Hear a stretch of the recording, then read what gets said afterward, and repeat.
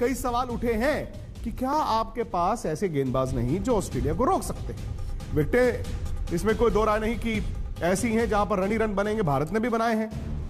लेकिन फिर international match जब दो बड़ी टीमों का होता है तो ऐसा नहीं हो सकता कि एक ही टीम मुक्के खाती रहे और दूसरी टीम कुछ कर ही ना पाए। भारत के साथ वही हुआ है, वही मार वही हार, सीरीज भारत के हाथ से निकल चुकी है। मेरे साथ आज हरभजन सिंह है और हरभजन से ही जानना है कि भाई ये हार से निजात मिलेगी कि नहीं मिलेगी, आगे चलकर बाकी फॉर्मेट्स में क्या भारत इस सीरीज में बना भी रहेगा या कहीं ऐसा तो नहीं कि बहुत लंबा दौरा होने वाला है। चलिए आज का पहले मैच देखते हैं, फिर उसके बाद बात करते हैं। फिर से आपको याद करा दूं, ये आज ही का मैच है, ये पिछला मैच नहीं है।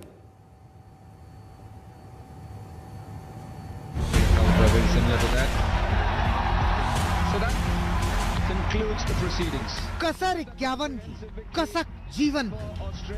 खैर, ये पटकथा तो तभी लिख गई थी जब गेंदबाजों ने 389 रन लुटा दिए।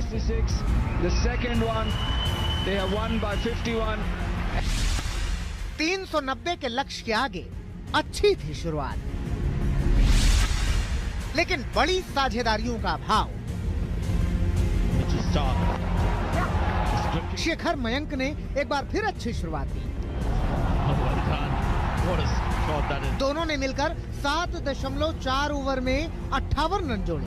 काश ये 58 158 तक जाता जैसे ऑस्ट्रेलिया ले जा रहा है, मगर इस बार गब्बर बड़ी पारी के लिए तैयार नहीं थे।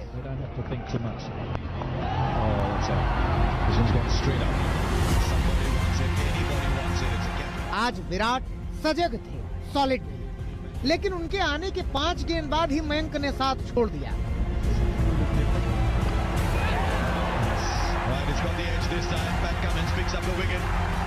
खैर, विराट के साथ श्रेयस की साझेदारी जमी, लगा रन ही नहीं रंग भी जमेगा। कंगारुओं के लिए साझेदारी के सिरदर्द बनने के पहले ही श्रेयस हेनरिक्स को विकेट दे गए।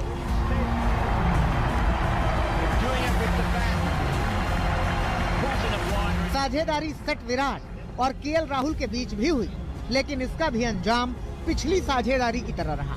साझेदारी बढ़ी मगर 72 रन तक। इस बार दिल तोड़कर गए कप्तान, शतक से सिर्फ 11 रन पहले।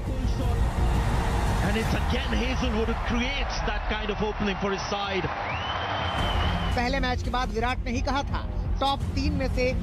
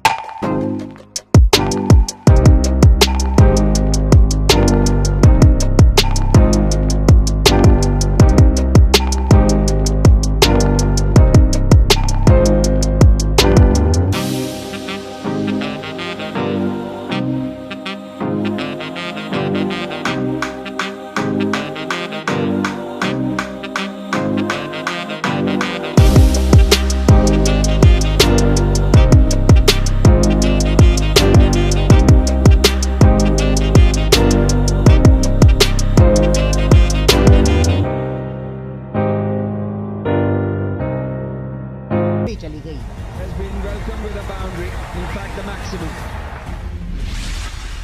इन आंकड़ों को कोई भी गेंदबाज कैसे जायज ठहरा सकता है? आपकी स्क्रीन पर दोनों ही मैच के आंकड़े हैं। पांचों गेंदबाजों के आंकड़े आहत करने वाले हैं। क्या फर्क आया पहले और दूसरे मैच में? कोई फर्क दिख रहा है आपको? ये भारत की टीम है, लेकिन भारतीय टीम जैसे दिख नहीं रही। गेंदबाजों ने मानो मान लिया था कि उनसे कुछ नहीं हो सकता, मार ही खाएंगे, बेहतर खाएंगे। आज तक ब्यूरो।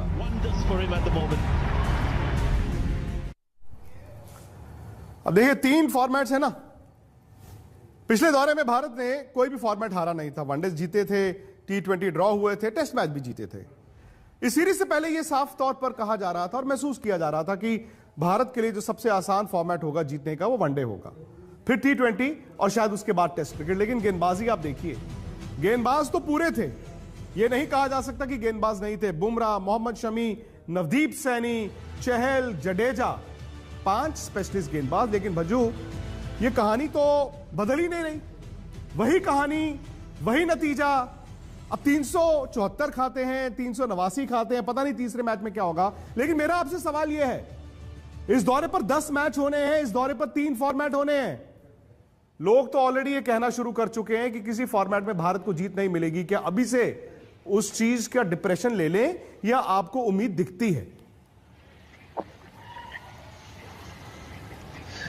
नहीं, देखिए, उम्मीद तो मुझे तब तक रहेगी जब तक भारतीय टीम ऑस्ट्रेलिया में है, क्योंकि मैं जानता हूं कि इस टीम में दमखम है।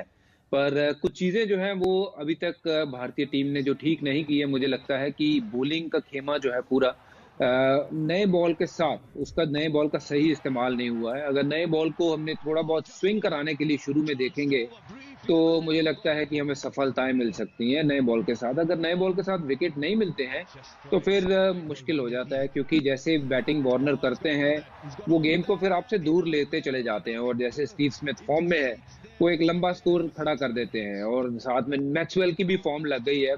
तो मुझे लगता है कि थोड़ी सी प्लानिंग और बेटर हो सकती है, और कोशिश ये होनी चाहिए नए बॉल के साथ कि 2 विकेट चटकाने हैं। पहले अगर 10 ओवर में हमने वो नहीं किया तो फिर बहुत मुश्किल होने वाली है। और जैसा आपने कहा है कि आगाज इस दौरे का उतना अच्छा अभी हुआ नहीं है, बट अभी भी कुछ हाथ से निकला नहीं है। यस, ये वनडे सीरीज हमारे हाथ से चले गई है, पर अगला मैच अगर हम अच्छा खेलते हैं तो वो सबके कॉन्फिडेंस में इजाफा करेगा, क्योंकि टूर लंबा है।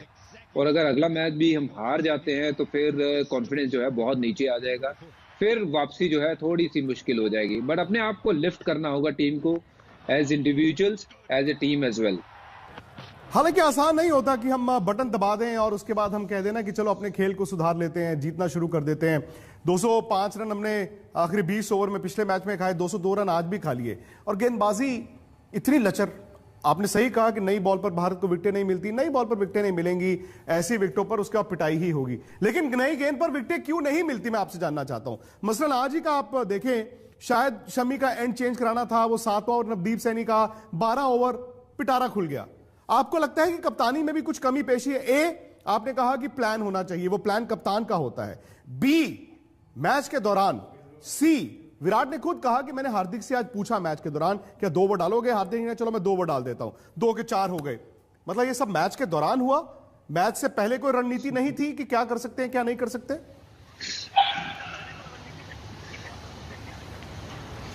देखिए, ये रणनीति, अगर हार्दिक पांड्या वाली जो आप बात कर रहे हो कि उन्होंने मैच में जाके पूछा कि आप 2 ओवर मेरे लिए कर सकते हो, तो बड़ी, मैं कहूंगा कि अच्छी बात है। हार्दिक पांड्या की बैक पेन जो है वो अभी तक ठीक नहीं हुई है, उसके बावजूद भी उन्होंने अपना हाथ खड़ा किया कि यस, मैं करूंगा बॉलिंग, और अपनी टीम को जरूरत है तो मैं जरूर आगे बढ़ के आऊंगा और कोशिश करूंगा। It's nice of him to actually take the responsibility, but at the same time मुझे लगता है कि मैनेजमेंट को ये पहले अच्छे भली भांति ये डिसाइड करना चाहिए कि क्या प्लान होना चाहिए। ग्राउंड पे जो ये डिसीजन है, मुझे लगता है कि वो उतने सही नहीं है। अगर वो 2 ओवर करते हुए उनकी बैक और खिंच जाती तो वो शायद इस पूरी सीरीज से भी बाहर हो सकते थे।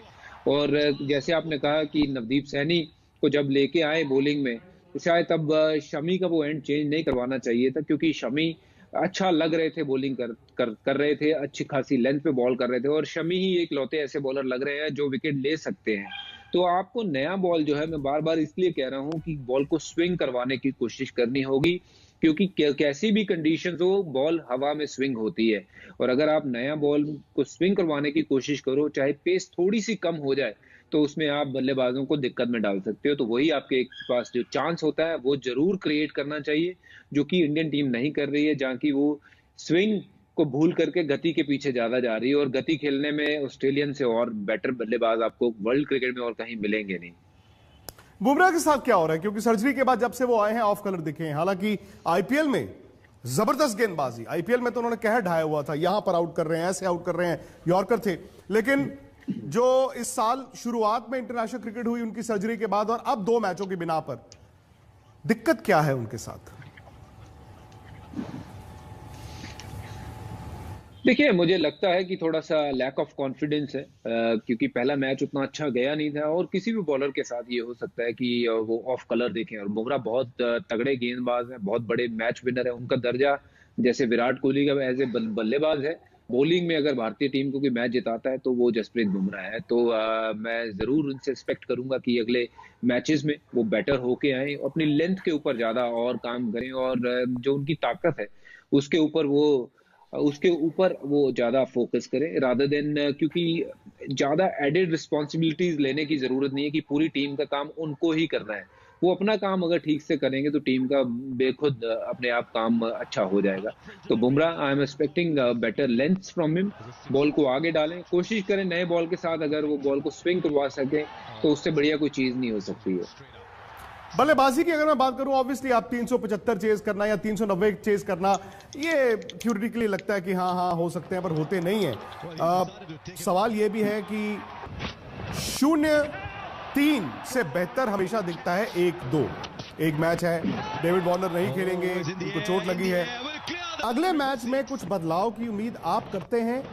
क्योंकि मुझे लगता है कि शायद केएल राहुल से ओपन कराकर अगर आप मयंक अग्रवाल को बाहर भी बिठाएं और मनीष पांडे को भी खिलाएं तो मुनासिब हो सकता है। आप इस बात से इत्तेफाक रखते हैं? प्लस गेंदबाजी में क्या बदलाव आप आखिरी मैच में देखना चाहते हैं? देखिए, जो मेरा नजरिया है देखने का, मैं आपकी बात से बिल्कुल सहमत हूं। आप अगर मयंक को बाहर रखते हैं तो केएल राहुल ऊपर आ सकते हैं, उसमें कोई शक नहीं है। पर मैं चाहूंगा कि जो आप मनीष पांडे को ऐड कर रहे हैं वहां पे अगर आप रविंद्र जडेजा को ही प्रमोट करें, ऊपर खिलाएं उनको, और साथ में एक बॉलर ऐड कर लें जो कुलदीप यादव हैं। वो कुलदीप यादव को अगर आप अंदर लाते हो तो आपके पास 5 प्रॉपर बॉलर हो जाएंगे। छठे बॉलर जो है आपके रविंद्र जडेजा हो जाएंगे। और रविंद्र जडेजा जो कि अच्छी खासी बल्लेबाजी की है उन्होंने चेन्नई सुपर किंग के लिए भी, अभी भी, और आज भी जितना खेले वो बड़ा अच्छा क्रिकेट खेले। तो उनको अगर मौका दिया जाएगा थोड़ा ऊपर रिस्पॉन्सिबिलिटी के साथ बल्लेबाजी करने का, तो मुझे लगता है वो काम कर सकते हैं जो केएल राहुल से एक्सपेक्टेड है या फिर मनीष पांडे से एक्सपेक्टेड है मिडिल ऑर्डर में। तो आपके पास 6 बॉलर भी हो जाते हैं विद रविंद्र जडेजा, और साथ में आपकी बल्लेबाजी भी जो है वो बराबर रहती है। और रविंद्र जडेजा ने देखिए टेस्ट मैच भी वहां पे खेलने हैं, तो उनका मैचेस लगातार खेलना बहुत ज्यादा जरूरी है, rather than Manish Pandey coming in and playing just one game. Fast bowling में कोई बदलाव करना चाहेंगे? हो सकता है कि शमी और बुमराह में से किसी को आराम भी दे दिया जाए, यह भी हो सकता है। टी नटराजन को क्या आप देखना चाहेंगे, या फिर अभी आपको लगता है कि कच्चे हैं, जल्दी है?